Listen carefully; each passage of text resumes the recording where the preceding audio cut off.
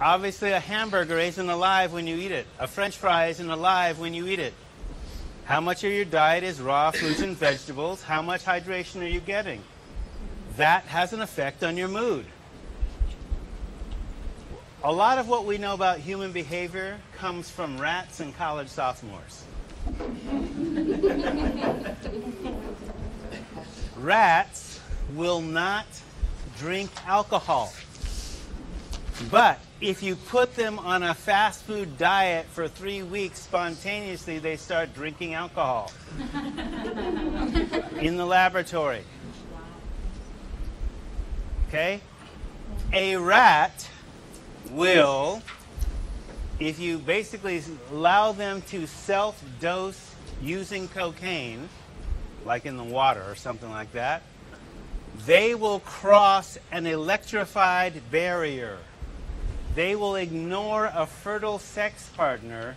They will self-administer the cocaine until it kills them. It's like a continuation of Pavlov dogs. It is those kind of experiments. But, you know, So, the reason I'm paying attention, having you pay attention to your food, is that some foods have drugs in them already. Naturally, so to speak. I don't care, but I mean, Dr. Oz is an idiot for tripping about the arsenic in apple juice. Of course, there's arsenic in apple juice. There's naturally occurring arsenic. Naturally occurring arsenic passes through the body unharmed. Duh. It's the other kind of arsenic, the rat poison, you want to watch out for. That is not in apples. Or a mushroom. Is Dr. Oz even an MD? Whatever, you know. So, what other liquids you drink? Soda, coffee, tea, how much, and what's in them? After my little comment about aspartame, you might want to check out what's in your chewing gum and soft drinks, etc. Okay, snack foods and junk foods, if you do them. Include a total daily nutritional analysis, how much calories, carbs, sodium.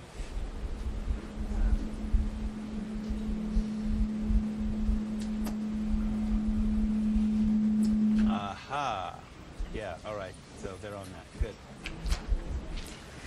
Crew, there was a standing wave. I think it was from, yeah, you got it. You got it, right? We don't have talk back, do we? We have a system that's still not quite functional. Okay, all right, cool. All right.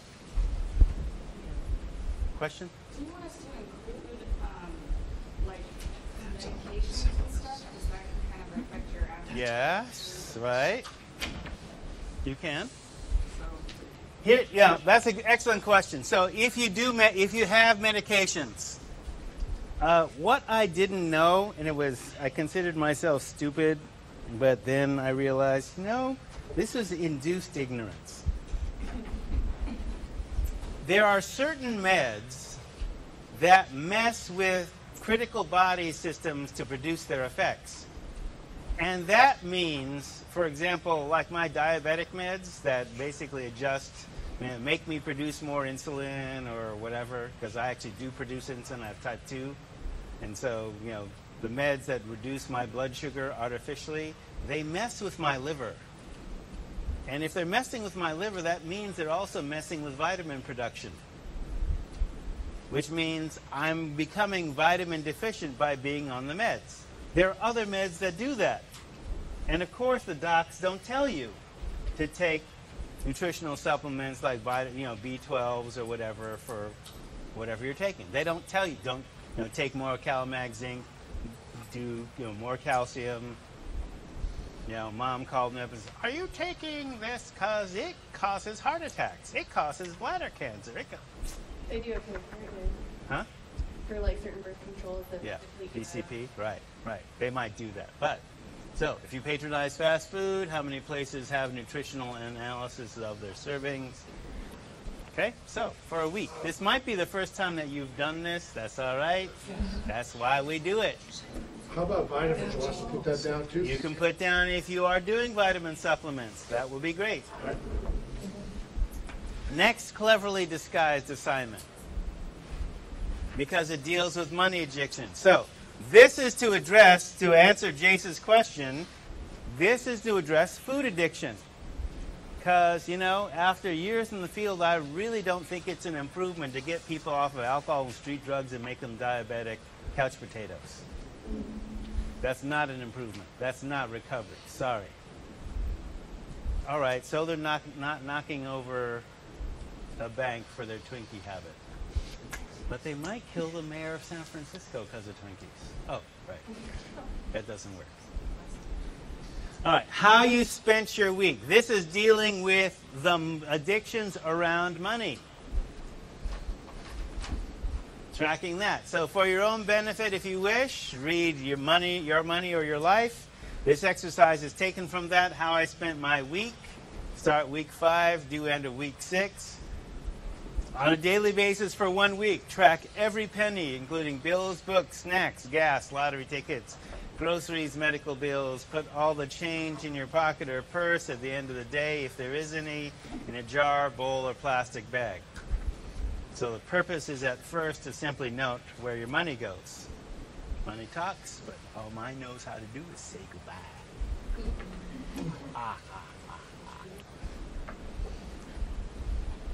And the things that make you go, So there's 2 parts to that. The part. What have you discovered so far about yourself? And then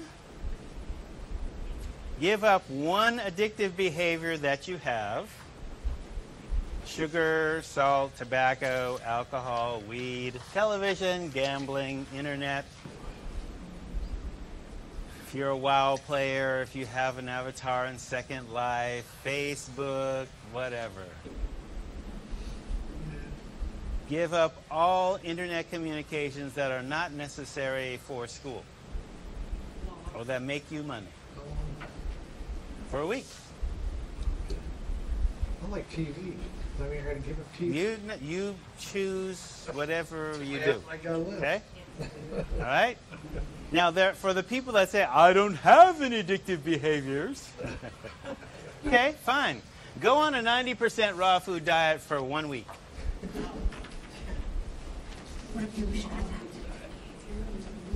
Within medical reason and sense.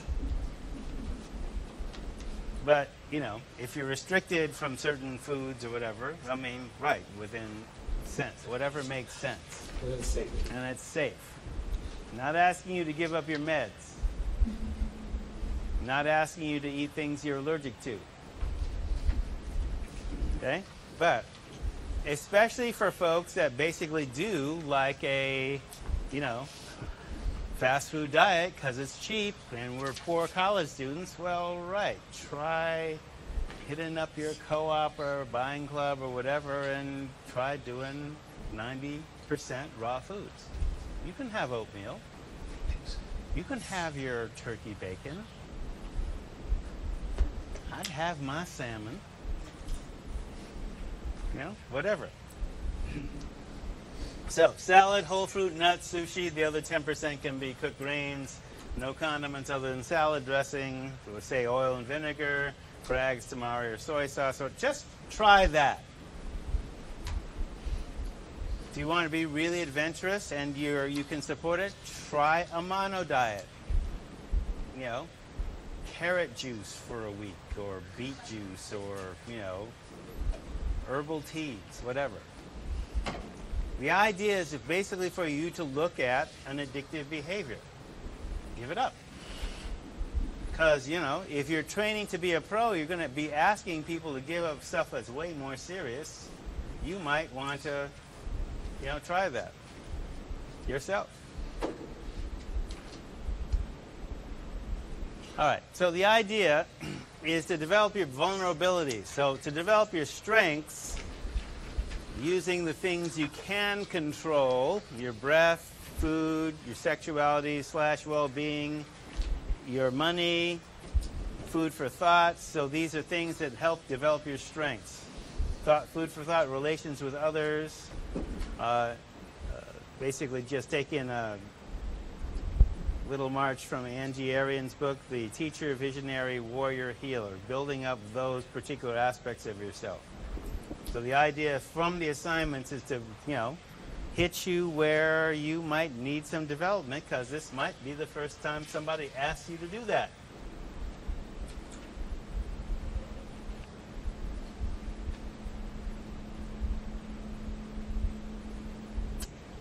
Okay.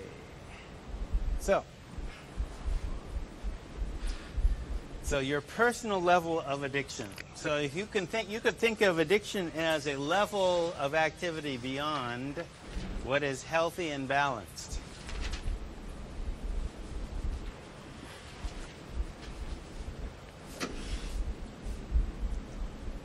So even, for example, anorexia or self-denial of enough nourishment is not the same as fasting to develop spiritual strength.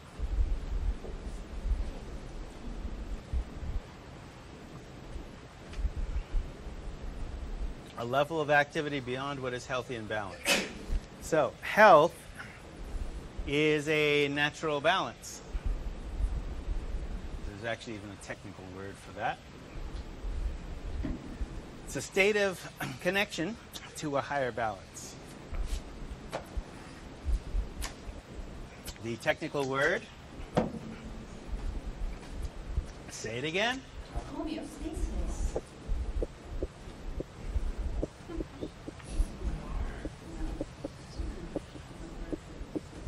Homeostasis.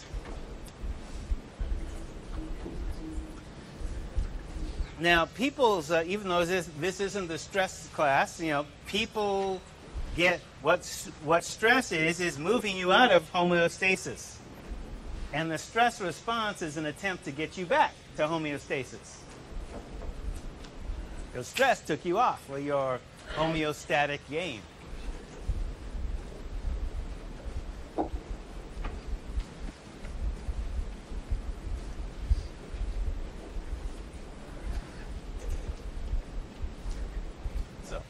One reason why addictions exist. For example, certain features of certain forms of civilization. Was I going too fast? Did I feel that in the room? You want me to go back? Yeah. All right. Please. Come on, just say that. Yeah. Slow your roll. Are all these slides on? They will be on Moodle, yes. I will develop PDFs so you can even print them out if you don't have PowerPoint.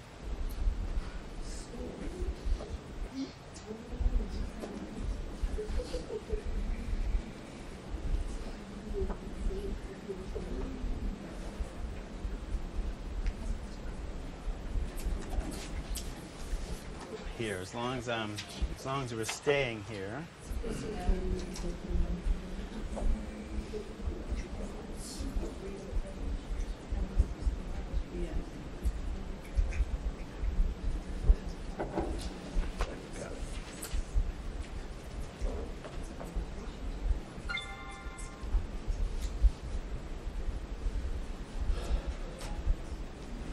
Okay, can I move? So, addictions exist. There's a great poem by Maya Angelou, The Cage Bird Sings.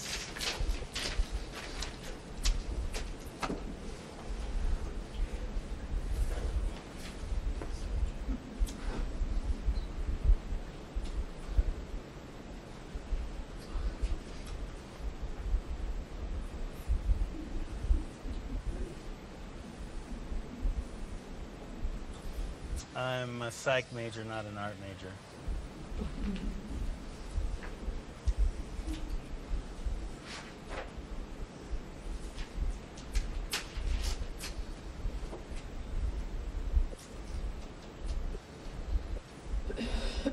A cage bird might be able to see the individual bars of the cage, but they don't see the cage. They don't see the structure of the cage. They might understand, I can't fly out of this. And they might even see the door, the latch on the door. But they don't since they can't see more than 1 or 2 bars at once, they don't see the structure of the cage, therefore they don't know how to get out. Okay, because the bird didn't construct the cage, but the bird could get out, and there are some birds that are smart enough to get out of the cage if you've ever had certain kinds of macaws and stuff like that. They definitely, I mean, a critter that outlives a human could definitely be smarter than a human. So, certain features of certain forms of civilization require that addictions exist so that they survive. In our world, for example, individuals, institutions, corporations, industries, churches, religion, government are a few examples of the major players in keeping addictions present, which is pretty much everybody. All the major institutions that keep, so I'm talking about Western civilization mostly, but addictions exist in other civilizations too. Here's the challenge, and one of the things you look at in terms of why addictions get spread in our society. In this form of civilization, follow the money. A budget gives you the priorities. Okay, so I already said earlier in this class, figure it out. Advertising by the tobacco hall companies they outspend the government 10 billion to 1. So what's going to happen? That's why I invented the concept of prevention guerrillas. You are outspent, you're outgunned. You need to know how they're going to come at you so that you can fight back. Follow the money. Budget gives you priorities. So, for example, in medicine, there's more money to be made treating disease in paying customers than in preventing disease in everybody. And to keep you paying and sick.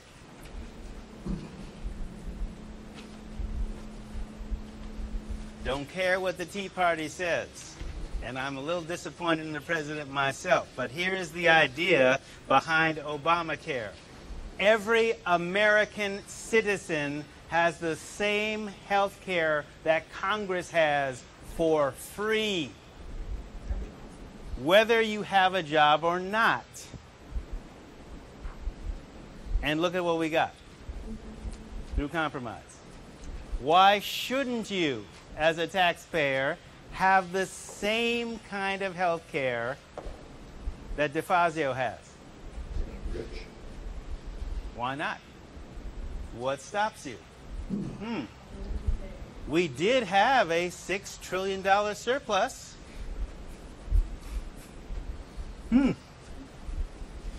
So, why don't we have that? And, for example, there are other countries that structure their health care so that you actually pay doctors if you get, doctors pay you if you get sick. You pay to stay well, not paying exorbitant fees when you get sick. Prevention is stronger than treatment. Yes? I had heard that, I think it was Kaiser that was starting to put it into play, but the doctors don't get paid until their patients are healthier. So if you go in there and you have like high cholesterol, then the doctors won't get paid until the cholesterol levels are where they should be and they've been maintained. Yeah. Interesting. I think it's a wonderful. So one example is $1.5 billion spent on ADHD drugs for kids alone. Yeah, we covered that last class, right? That's a form of methamphetamines. Adderall is pharmaceutical grade methamphetamine.